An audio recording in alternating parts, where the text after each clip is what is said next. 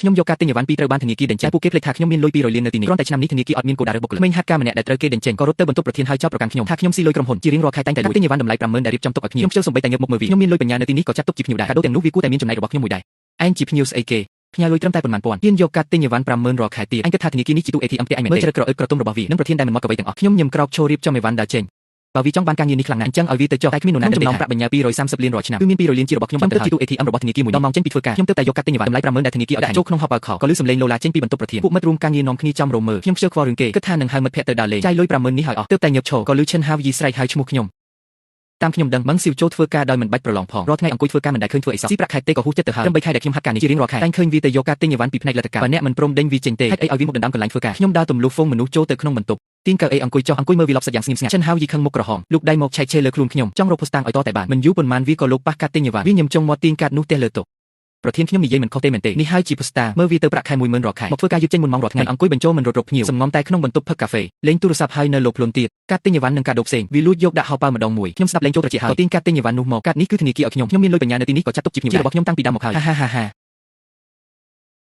ឯងជាភ្ញៀវស្អីគេមិនមើលខ្លួនឯងសោះថាមានលុយប៉ុន្មានញ៉ាលុយប៉ុន្មានពាន់តាំងខ្លួនជាភ្ញៀវ VIP ខ្ញុំមើលទៅឯងមានតែមុខមាត់សង្ហាទៅតោងទៀមប្រធានផ្នែកវាងសៀវហើយចាត់ទុកធនាគារជាទូ ATM ខ្ញុំធ្វើការនៅទីនេះតែងតែលាក់អត្តសញ្ញាណដូចបុគ្គលិកធម្មតាទូទៅពាក្យឯកសណ្ឋានពាក្យកាត់រាល់ថ្ងៃក្រៅពីប្រធានលីនសៀវយ៉ានិងអ្នកទទួលបន្ទុកហើយរក្សាភ្ញៀវគឺវាងសៀវគ្មាននរណាដឹងថាខ្ញុំមានលុយប៉ុន្មាននៅទីនេះទេពេលនេះអ្នកនៅមាត់ទ្វារចាប់ផ្ដើមសឹកសៀវខ្សែភ្នែកមិត្តរួមការងារសម្រាប់ផ្ដើមប្រែប្រួលប្លែកមិនចម្លែកទេដែលឃើញវាងសៀវល្អជាមួយវាឧស្សាហ៍រត់ទៅបន្ទប់វារហូតតាមពិតយកលុយធនាគារមកចិញ្ចឹមប្រុសក្មេងសោះថែមទាំងរៀបចំបន្ទប់ដាច់ដោយឡែកឲ្យទៀតពិតជាធ្វើខ្លួនដូចជាម្ចាស់គេមែនប្រាក់ខែ10000បូកប្រាក់រង្វាន់ចុងឆ្នាំមិនទាន់គ្រាន់ទៀតបើជាខ្ញុំវិញអរគុណព្រះសម្ពាធទេវតាទៅហើយសូម្បីកាដូភ្ញៀវ VIP ក៏ហ៊ានយកមួយឆ្នាំប្រកាសជាបានលុយរាប់សែនមិនខានឃើញមិត្តរួមការងារនាំគ្នាកាន់ជើងខ្លួនឈិនហាវយីក៏អួតខ្លួនប្រាប់ប្រធានទោះបីយើងជាធនាគារឯកជនតែរាល់ឆ្នាំមានប្រាក់បញ្ញើដល់ទៅ230លានមិនអាចបណ្ដោយឲ្យម៉ងស៊ីវលោកខ្លួនបែបនេះទេទុកមនុស្សបែបនេះឲ្យនៅបំផ្លាញធនាគារស៊ូដេញវាចេញហើយយកខ្ញុំចូលធ្វើការវិញល្អជាងខ្ញុំយកប្រាក់ខែតែ6000ទេរឿងរកភ្ញៀវថែទាំភ្ញៀវខ្ញុំអាចធ្វើបានយ៉ាងល្អហើយក៏មិនធ្វើរឿងលួចលាក់ថោកទាបបែបនេះដែរអញកុំមកនិយាយផ្ដេសផ្ដាសខ្ញុំនឹងម៉ងស៊ីវមិនមានទំនាក់ទំនងបែបហ្នឹងទេគឺជាជប់និយាយទៅម៉ងស៊ីវចេញមុខមកបកស្រាយតែមិនទាន់និយាយចប់ផងក៏ត្រូវលីនស៊ីវយ៉ាខនាងដែលស្ងៀមស្ងាត់តាំងពីដើមក៏សម្លឹងមកខ្ញុំម៉ងស៊ីវឯងប្រកូលការងារឲ្យគេទៅនេះចង់ដេញខ្ញុំចេញហើយខ្ញុំញឹមហើយក្រោកឈរឡើងនិយាយតាមត្រង់លីនស៊ីវយ៉ាធ្វើបែបនេះខ្ញុំមិនភ្ញាក់ផ្អើលទេអំបញ្ញមិញនាងស្ដាប់ចិនហាវយីមួបង្កាច់ខ្ញុំដោយមិនមាត់មួយម៉ាត់នេះមិនមែនមានន័យថានាងយកស្របទេបានខ្ញុំទៅរៀបចំអីវ៉ាន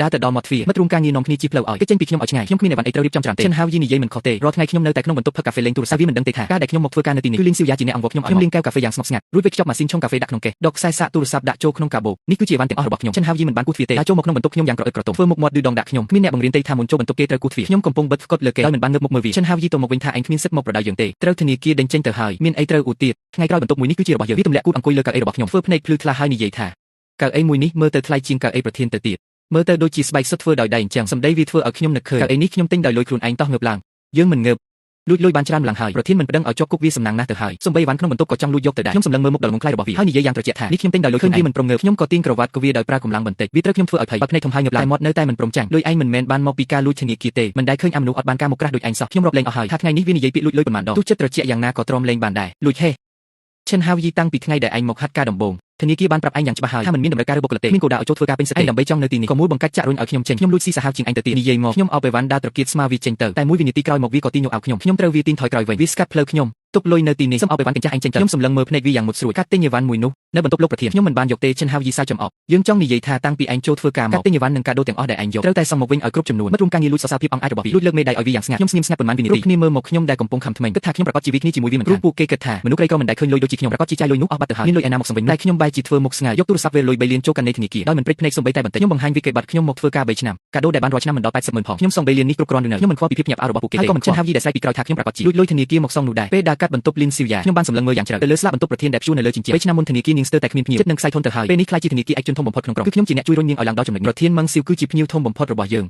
ងប្រាក់បញ្ញើ230លានរាល់ឆ្នាំគឺជារបស់គេ200លានបាត់ទៅហើយហេតុអីអ្នកបណ្ដេញគេចេញធ្វើឲ្យគេខឹងបែបនេះពេលកំពុងបោះជំហានខ្ញុំក៏លឺសំឡេងវាងស៊ីវសួរទៅកាន់នាងតែលីនស៊ីវយ៉ាឆ្លើយតបទាំងធុញទ្រាន់គេគ្រាន់តែយកលុយមកផ្ញើនៅធនាគារមិនមែនឲ្យលុយខ្ញុំឯណារាល់ឆ្នាំខ្ញុំត្រូវឲ្យការប្រាក់គេ2លានឯណោះកាដូដែលផ្នែកលទ្ធកម្មអញឲ្យគេរាល់ឆ្នាំតម្លៃចិត្ត1លានទៅហើយមិនមែនសុទ្ធតែជាលុយខ្ញុំទេស៊ីវដកដង្ហើមធំប្រធានគេមិនគិតលុយបែបនេះទេអាជីវកម្មធនាគារយើងពឹងផ្អែកលើលុយ200លានរបស់ម៉ងស៊ីវបើគ្មានគេទេធនាគារយើងច្បាស់ជាដាច់ទុនមិនខានបើសិនជាគេគ្មានពាក្យថាសន្ត